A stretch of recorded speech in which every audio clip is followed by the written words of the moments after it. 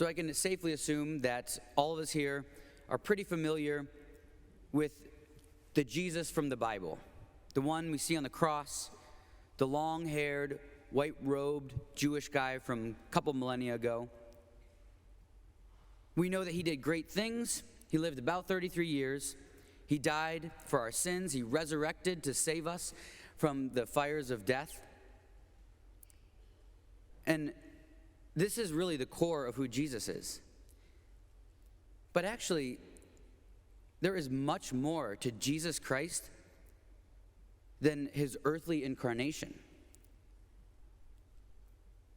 Without getting too theologically high in the sky, I want to talk about the second reading, in which Paul shows us a fuller idea of the Son of God. Paul says, Jesus is the firstborn of all creation. In Jesus were created all things in heaven and on earth. In Jesus, all things hold together. In other words, Paul is saying that Jesus Christ existed from the beginning of time with the Father and the Spirit. That Jesus was, in a sense, the paintbrush that God used for creation.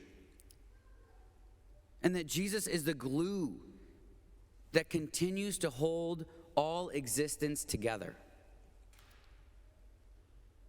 This is a stunning reality of the second person of the Trinity. And this kind of challenges, very much so, our normal idea of Jesus.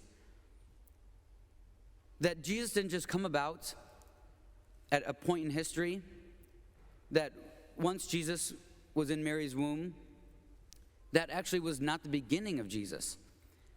That Jesus existed from the beginning of time, and not only that, but was integral in the entire creation and history of the whole universe, and continues to do so to this day. And so with this idea of Jesus as the one who helped bring creation about, the one who holds us together and all things together, let's reimagine Jesus who walked on this earth with this greater idea of Jesus in mind. Imagine how Jesus interacted with the world. My thought is it must have been a pretty mind-blowing experience. God, who has intimately been intertwined in all of creation, gets to encounter creation as a being. So imagine Jesus in the Middle East. He looks at a mountain. And that mountain, he took part in creating. How does he relate to that? Or he sees a fox.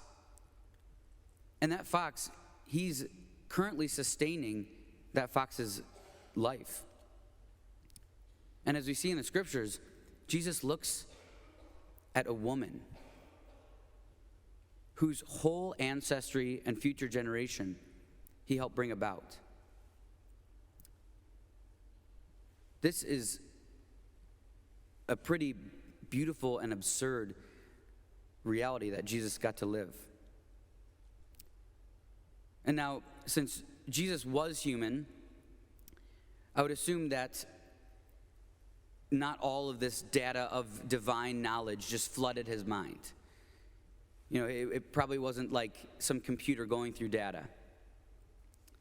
He processed thoughts just as we did. So he wasn't going through all of the grand history of the universe while walking the earth. But I would guess that he did feel this deep connection with all the world around him because of that profound divine nature that he had. And he could draw on that connection that he had with everything around him so he could bond in a beautiful way with people and in all situations. And so when we look back at the Bible stories, it makes so much sense. When we see Jesus see somebody for the first time and know his name and know his history, when we see Jesus heal an incurable wound, when we see Jesus on the cross having no hatred toward those killing him and calling him the worst things, it all makes sense. Because Jesus, as the Son of God, has this intimate union with all of creation. And so even those who hated him and spit on him, Jesus saw their hearts and knew all about them. And this also makes sense why Jesus is the King of the universe. Today we celebrate this great feast of Jesus as King. And he is King, obviously, because he died on the cross for us, but also because he has this privileged role in creating the whole universe. And so naturally, Jesus does have this supremacy in the world.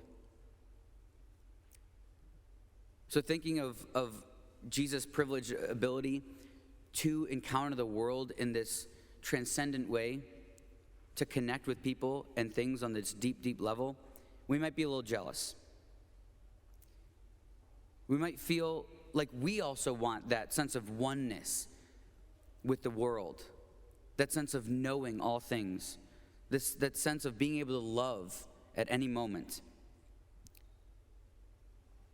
And we feel like we're missing out on this aspect that Jesus has. But the reality is, through the Eucharist and through our prayerful union with Christ, we dare to believe that we can take on that vision of Christ. That we're not just supposed to be like Christ, but be Christ. And so we're able to see people and see the world just as Christ did. And now in unifying with Jesus, we dare to believe that our vision should be his.